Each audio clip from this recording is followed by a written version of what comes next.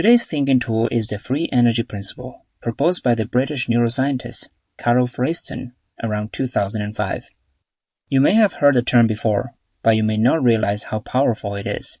Freston's 2010 review paper on the topic is now one of the most cited works in neuroscience. The theory is often described as a kind of grand unification, bringing together physics, biology, neuroscience, and cybernetics, because it answers two fundamental questions at once. What is life? And more importantly, what should life do? Let's start with a simple comparison. A star can be massive, brilliant, and unimaginably energetic, but eventually it dissipates.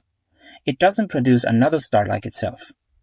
A seed, on the other hand, is tiny and fragile, yet it can grow layer by layer, maintain structure, reproduce itself, and even become a tree that creates more seeds.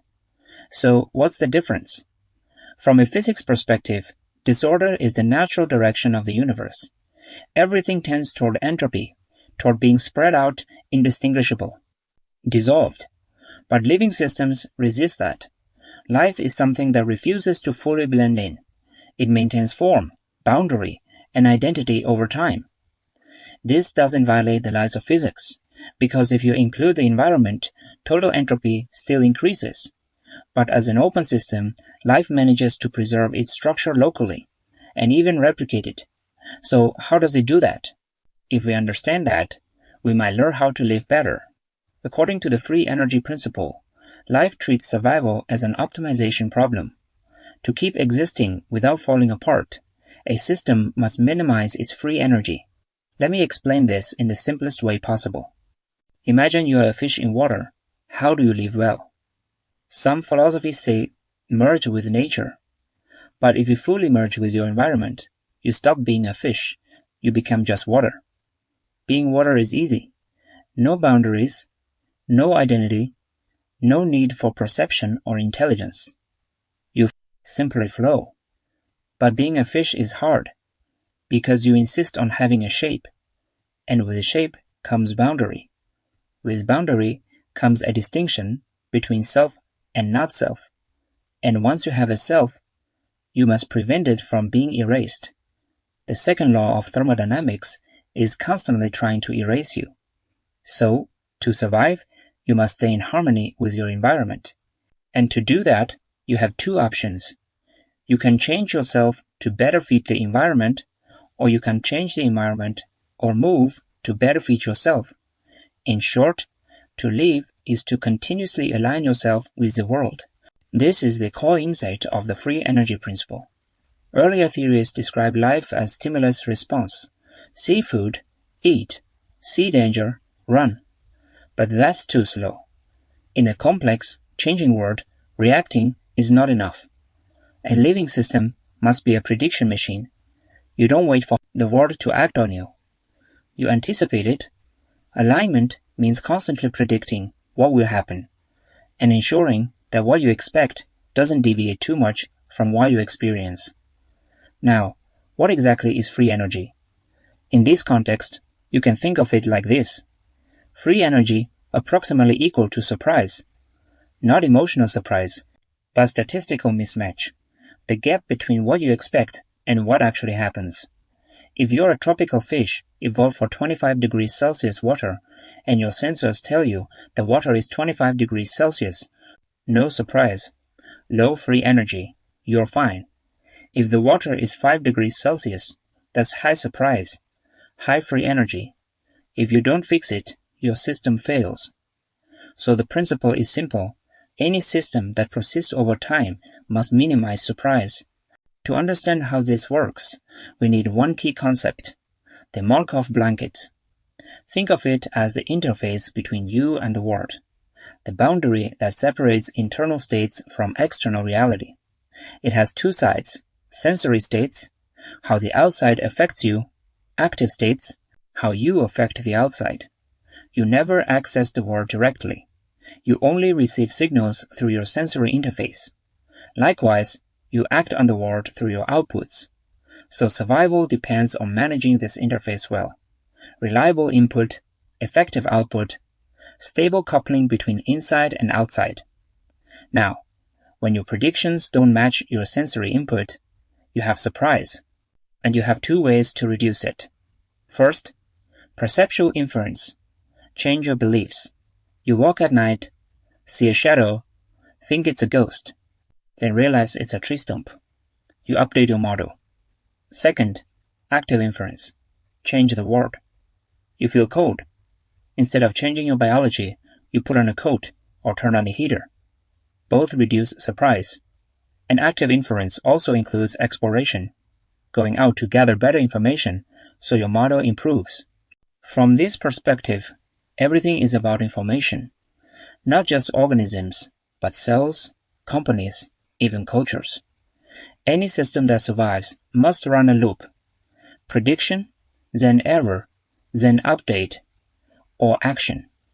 Take a company, its environment is the market. Its internal model is the strategy, culture, and capability. Its sensory inputs are customer feedback and financial data. Its actions are products and decisions. A company is a machine for reducing surprise. Good management means detecting surprise quickly, complaints, anomalies, and responding with updates or action. To survive, the system must stay aligned with its environment. Now you might think, why not eliminate surprise entirely? Just stay in a stable, familiar environment. But that doesn't work. You need to find food, you need to grow, and the environment changes anyway. So you must explore, not to eliminate surprise, but to manage it. Too much surprise overwhelms you. Too little makes you rigid and blind. The art is in the right amount of surprise. A child in kindergarten already experiences novelty everywhere. If you overload them, they can't learn. But in a well-designed environment, like a Montessori education classroom, things are structured, predictable, with a small controlled novelty. That allows focus. This just right level of surprise is what learning theory calls the learning zone. It's also what creates flow, what feels like curiosity. Curiosity is not decoration, it's a strategy. You introduce small surprises now, so you don't face catastrophic surprises later. True stability is not eliminating change, it is absorbing change into your model. Let's make this practical. Whenever you face something unexpected, ask, what needs to align? Is your model wrong? Or is the environment wrong? If everyone around you seems incompetent, maybe you need a better environment. But if you think the entire world is broken, maybe your model needs updating. A better strategy is to actively seek small surprises. For example, when studying, many people just reread notes because it feels comfortable. But that minimizes surprise now and maximizes it in the exam.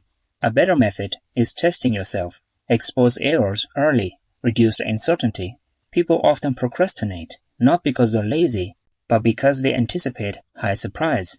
Writing a paper feels overwhelming, so they default to low surprise activities like scrolling. The solution is to shrink the prediction, open the laptop, create a title. A tiny success aligns expectation and reality, and the momentum begins. Many forms of suffering are not about strong emotions.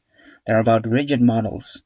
Some theories suggest depression involves overly negative prior beliefs, like nothing I do will work. Even when reality provides positive feedback, the system ignores it as noise. The model refuses to update. So the loop reinforces itself. If your system filters out good signals, can you deliberately become more sensitive to them? If you expect no reply, and someone replies, can you update your belief? Your personality, preferences, even your sense of self are in a way highly stable predictive models shaped by past adaptation. Your habits are automated executions of those models, and that's why change is hard, because change means exposing yourself to uncertainty, to higher free energy. You resist change because you resist short-term instability. So the solution is simple. Create actions so small they almost can't fail. Let positive predictions come true. Gradually reshape the model. In the end, to live is to align. Either align your understanding with the world or align the world with your needs. You cannot survive by passive perception alone. You must act, explore, update. Because you refuse to dissolve into the environment, you insist on being a fish. not just water. That means you must stay distinct, yet in harmony. There's even a poetic interpretation. Some have suggested that love is when another person becomes part of your Markov blanket. Through time together, you learn each other's models. Prediction errors shrink. You understand without explanation. You form a shared low-entropy system. In a chaotic universe, finding someone with whom you can minimize surprise together might be the most scientific definition of love there is. That's it for today's content. Thank you for watching, and I'll see you in the next video.